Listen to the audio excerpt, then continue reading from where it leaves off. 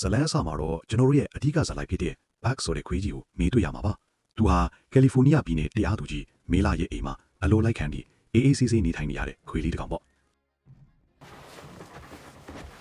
ဒါပေမဲ့1890ပြည်နှစ်တူရဲ့ရွှေရှားဖွေကြီးခေတ်ကြောင့်ခွေးအင်အားလိုအပ်ချက်မြင့်မားနေချိန်မှာ Buck ဟာလူတစ်ယောက်ရဲ့ခိုးယူရောင်းချင်းကိုခံလိုက်ရပါတယ်။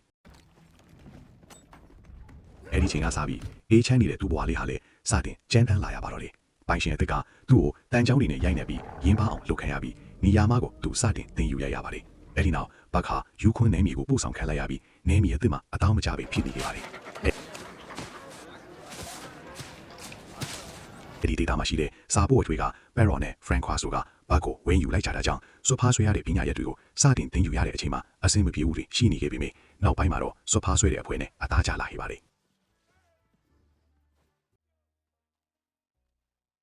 အဲ့ဒီအဖွဲရဲ့ခေါင်းဆောင်ခွေ Space ဟာဘတ်ကိုအမြဲလိုရန်မူနေတတ်ပြီးနောက်ဆုံးမှာတော့ဘတ်ခါသူ့ရဲ့ပင်ကိုဗီဇအရင်စိတ်ကိုအထုံးချက Space ကိုအနိုင်ယူပြီးအဖွဲရဲ့ခေါင်းဆောင်တစ်ဖြစ်လာပါတော့တယ်။ဘတ်ခေါင်းဆောင်ဖြစ်လာတဲ့အခါစွဖားအဖွဲဟာပုံမူစီးလုံးလာကြပြီးစံချိန်အသစ်ကိုပါရရှိလာခဲ့ကြပါတယ်။ဒါပေမဲ့စာပို့လုပ်ငန်းတွေရန်နာခံလိုက်ရတာကြောင့်ဘတ်တို့အဖွဲဟာထပ်ပြီးရောင်းချခံလိုက်ရပြန်ပါတယ်။အဲ့ဒီနောက်မှာတော့အတွေ့အကြုံမရှိတဲ့ရွှေရှားဖွေးသူ Hell လက်ထဲရောက်ရှိသွားကြပြီးအဲ့ဒီလူတွေကခွေးတွေကိုအစာမကျွေးပဲအလွန်ကျွံအလုတ်ခိုင်းကြတာကြောင့်ခွေးတွေဟာအားအင်ကုန်ခန်းနေကြပြီးမထနိုင်ပဲဖြစ်နေတဲ့အချိန် Hell ကဘတ်ကိုတပ်ဖို့တင်နဲ့ချိန်လိုက်ပါတယ်။အဲ့ဒီချိန်မှာပဲ John တွန်းတင်ကဝင်းရောက်ခဲ့တင်လိုက်တာကြောင့်ဘတ်ရဲ့အဖက်ကိုကဲနိုင်လိုက်ပေမဲ့ဂျန်နဲ့ခွေးတွေနဲ့လူတွေကတော့ရေခဲပြင်းကျွံပြီးတေဆုံးသွားခဲ့ရပါတယ်။ဘတ်နဲ့ John တို့ကတော့တဦးနဲ့တဦးအဖော်ပြရင်တန်ရောစင်တွေ့လာကြတာပေါ့။တရက်မှာတော့ John ဟာသူ့ရဲ့တေဆုံးသွားတဲ့သားဖြစ်သူရဲ့အိမ်မက်အတိုင်းမြေပုံထဲမှာပါတဲ့အရက်ဒေတာတစ်ခုစီကိုဘတ်နဲ့အတူခရီးထွက်လာခဲ့ကြပါတယ်။လမ်းမှာခက်ခဲမှုတွေကိုအတူကြော်ဖြတ်ပြီးနောက်မှာတော့သူတို့တွားချင်တဲ့နေရာကိုရောက်လာခဲ့ကြပါတယ်။အဲ့ဒီနေရာမှာရွှေအရီများစွာကိုတွေ့ခဲ့ရပြီးမြဲဂျွန်လက်တက်ကတော့ရွှေထက်ဘတ်နဲ့အတူရှိနေရတာကပိုးပြီးအတိပေရှိနေခဲ့ပါတယ်။အဲ့ဒီနောက်